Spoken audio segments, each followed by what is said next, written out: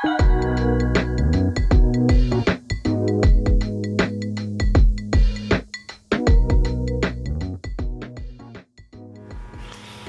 next, as we get ready to put our bottom planks together with our frame set, we want to make sure whatever surface we're working on is nice and level. Because once we lock our planks and our frames together, whatever shape is built into the board is kind of there to stay. So we like to work on a shaping stand.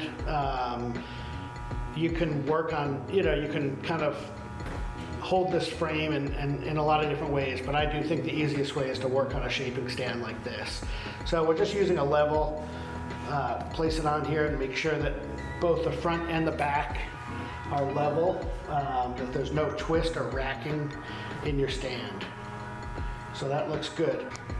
Okay, so before we put the bottom planks on, we just want to make sure that no resin or fiberglass has extended over that inside edge of the bottom planks. This is the edge that's going to butt right alongside of the keel, so if there's anything kind of hanging off, it's going to keep the planks from getting a nice tight joint to that keel. So if there's anything, we'll just take a little piece of sandpaper or utility knife and just kind of clean off whatever's there. But that looks good. So we're going to take our bottom planks and we're going to slide these right under until this puzzle joint line lines up with this line in the keel, and it's marked plank puzzle. So we slide that in just there, and we make sure to do the same thing on the other side. Okay, so we have our puzzle joint lined up with our inscription on our keel.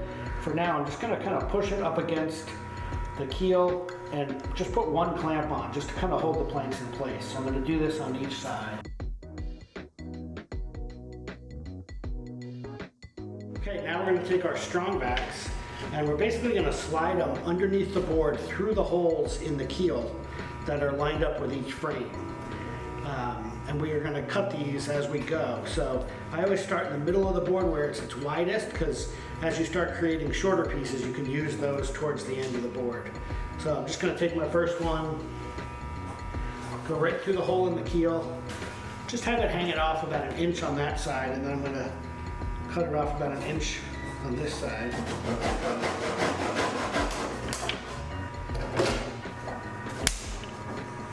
And I'm going to go along and just do that at every spot.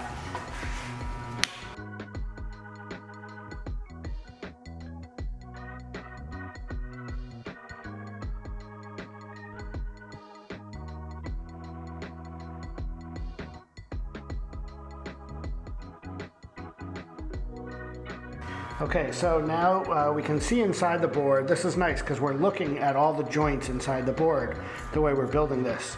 And we're making sure that our planks are nice and tight up against our keel. And as you can see, it's not pushed up to our frames just yet, and that's what we're going to use these shims for.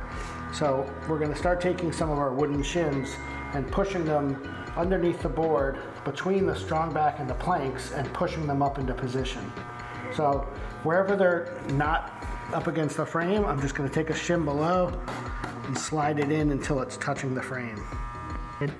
Okay, so as I'm adding shims under here, I don't need a ton of pressure. All I'm really trying to do is bring those planks up and in contact with the frame. I don't need to really push up hard. As long as they're touching, that's all I care about.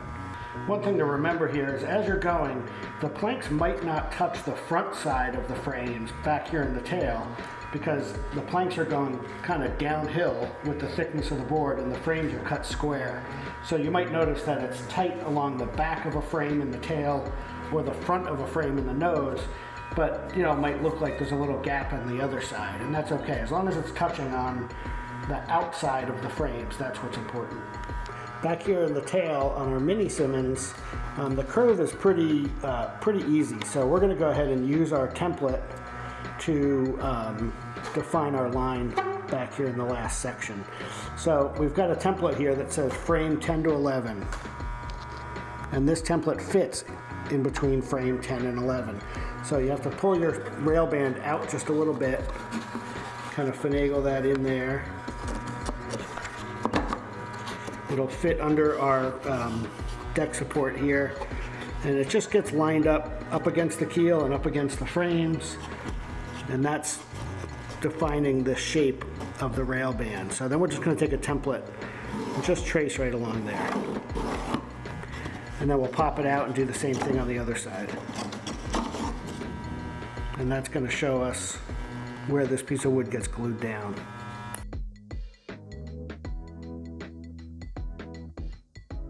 Okay, so now we got everything dry fit and positioned. Essentially our next step is going to be take our pre-thickened epoxy that comes in a tube. We're going to use these little mixing sticks. So when the epoxy comes out of this mixing stick, it's fully mixed, ready to apply to the board. So we don't need to really think about anything. And this is pre-thickened, so it's going to go right onto the board, and we're going to fill it into place.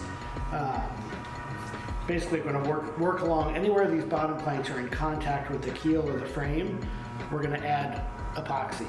The only place we're not going to work is on the outside of the rail band, because eventually we're going to shape away this excess plank and bring it into the rail band. So we don't want any epoxy out there that we'd have to sand or cut through with an edge tool. The nose section, because there takes a little bit of finesse to bring the nose up into the correct position, we're going to leave everything as is from frame 2 forward. And we'll kind of do that as a separate step. For now, we're going to do everything from frame 2 back to the tail. Okay, so we basically just want to put about an 1/8 inch bead right in these corners.